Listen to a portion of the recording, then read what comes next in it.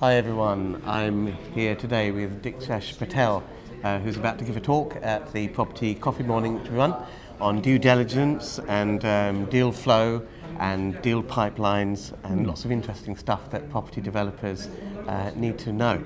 Hi Diksesh, how are you doing? Yeah, good, thanks Ranjan, thanks for having me. Tell us a little bit about how you started in property. What was the first deal that you did? The first deal I did was back in 1990. Right, it's the same year I started. It was my mum and dad's ex-council property, which they had no idea on the right to buy scheme, and I was about 21 then, and I bummed around trying to figure the system out, and we bought a property probably for half the price. That was my first experience of property. Oh, okay. And then the bug got you? The bug got me, and then slowly but surely, building up. 93 was the second purchase, 97, and actually started speeding up as you get a bit more momentum in the early 2000s. But these days you do a lot of development projects. I do a lot of development projects. Just talk us through a couple of the developments that you got on the go at the moment. Yeah, so we've got a land deal in Peterborough. It's going through planning at the moment. We're looking to get 30 plus units on that, so that's exciting. Got another project going on in Hoxton, 7 flats and ground floor commercial. That the diggers have already gone in this month. So that's already started. Now, I know a lot of developers are out there trying to find sites, and I know that you believe in systems and having processes for things and all of that. So how do you find these various deals around the country, these sites? It's a good question. For me, we're not in the business of property, we're in the business of people. So you've got to get out the front door and meet commercial agents, meet vendors, and when I meet these people, try to look at localized commercial agents. They might have 1 or 2 offices in a specific region, and consistently get out there and meet them. And eventually what you'll find is the pennies will start dropping. So you don't tend to go for the national big firms then? No. Commercial agents, more local firms? Once those sites are on the open market, for me that's an open circus. And typically what that means is you're going to overpay for those sites. Yes. I guess with the local companies also, it's much easier to get to see the big cheese. Absolutely. Whereas with the big firms, you normally meet some graduate surveyor, and the big cheese is in the office and is very hard to see. Exactly, yeah. Okay. So how does that actually help? Because everything's listed on the internet at the end of the day, isn't it? Yes, so good question. Typically what happens is you've got to go through, I would say, a good 9 to 12 months of relationship building. And once you get past that initial curve, what you'll find is that those agents will come to you before specific projects hit the market. And that's what you're really aiming for. You're not looking at the first 3 or 4 deals that come through on the open market with these guys. What you're looking for is that pipeline and nip things in the bud before they hit the open market. Now, a lot of people will be thinking this because a lot of people are approaching commercial agents looking for deals. But the commercial agents are only calling. When a deal comes up, they've got this little book or whatever it is, or their phone, they're calling 3 or 4 people. So what is it that you do to get on that list of 3 or 4 people that the agent will first call? So a couple of things is, firstly, find out what their problem is, whatever it might be. So they might have a site that you might not necessarily want, maybe put them in the right direction.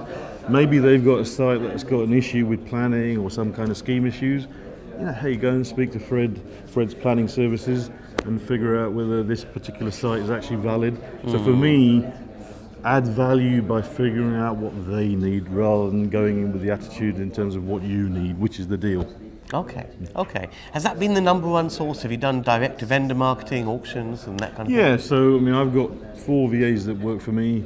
And virtual assistants? Yeah, virtual assistants. So we scour all the auction websites. We also scour all the online portals. And we probably collect over 100 to 120 leads per month, of which you're probably looking at about 0.5% to 1% return.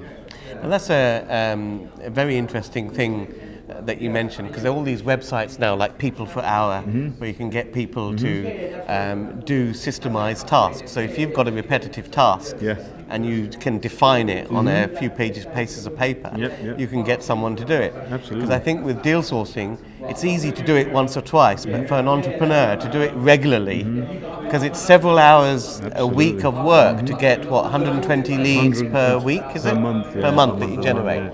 So how many hours do you think your VAs are working to generate that sort of so lead between flow? the 4 of them, we're probably looking at upwards of around 15 hours per week per VA. 15 hours per week per VA. So your funnel is like 15 hours per week per VA to get about 120 leads a month, of which what's the next step of the due diligence to turn those leads into So deals? I tend to, every single site, you need to turn into apples. Yeah. What's the price per square foot when you Yeah. buy? What's the price per square foot when you sell out? And more importantly, what's the price per square foot on your build? Yeah. A Yeah. minus B minus C gives you some kind of gross Okay, margin. it's a simple price per square foot. And who's doing that analysis? Do you have your VAs doing that analysis? So the VAs will initially do that on first pass, and I only get to see sites where there's enough of a margin, so I give them a buffer to say these are the kind of sites with the margins that I'm looking for. So once that hits that sort of, once you're through that gate, then it's down to arrange a viewing, presumably. Yeah, so first thing is go off and do a viewing. That's number one, because you've got to see the scheme. If you think that the scheme works and there's a bit of value add behind that. Second thing is start gathering market comps, whether it's Rightmove, Zoopla, Land Registry. And then also, more importantly, as we know, all those online portals are historical data. Probably from 4 to 6 months ago. You still need to pick up the phone with all your local agents within, say, a half-a-mile radius to figure out what the market's doing at the moment and what's coming up and whether there are any headwinds in the future. So out of those 120, how many would meet that sort of criteria to go and see? Between 6 to 8. 6 to 8, and out of those 6 to 8, would you typically lead to 1 or 2 offers? So out of the 6 to 8, 4 offers go in with a view that 1 gets accepted. So do you, because a lot of developers abide by the principle that everything they see is worth offering at, it's just the price that you offer. So that's why the offer to see ratio is relatively high. It's just at what level you make that offer at is the I offer on thing. everything regardless of what the purchase price is. And the thing behind that is that what you'll find in today's property cycle is we're seeing sites come back to us a year later. So you've got to be on the ball with tracking all historical data as well. And out of the offers, how many offers do you put out to get a deal? So we typically put out approximately 6 offers per month to get 1 deal. 1 deal. Yeah. So there you have it. That's your deal flow funnel, pretty much. pipeline in a nutshell. Exactly. It's very easy to explain. It's very easy to articulate. But at the end of the day, you do have to pull your finger out to set up the systems, to set up the processes, and get the people to make it all happen. Absolutely.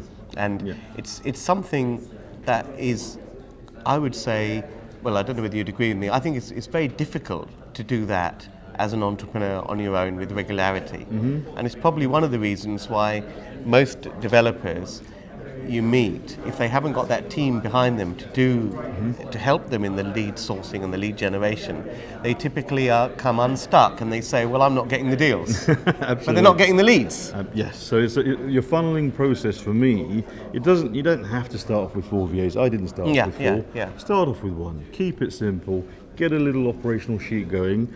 And don't be afraid to refine and retune as you go along every few months. Yes. And I mentioned People per Hour as a website for getting VAs. Have you got any that you use, or do you use that one? I use a combination of Odesk, Elance, and they're fantastic resources. And another little tip is speak to other developers who use VAs and say, can you give me a recommendation?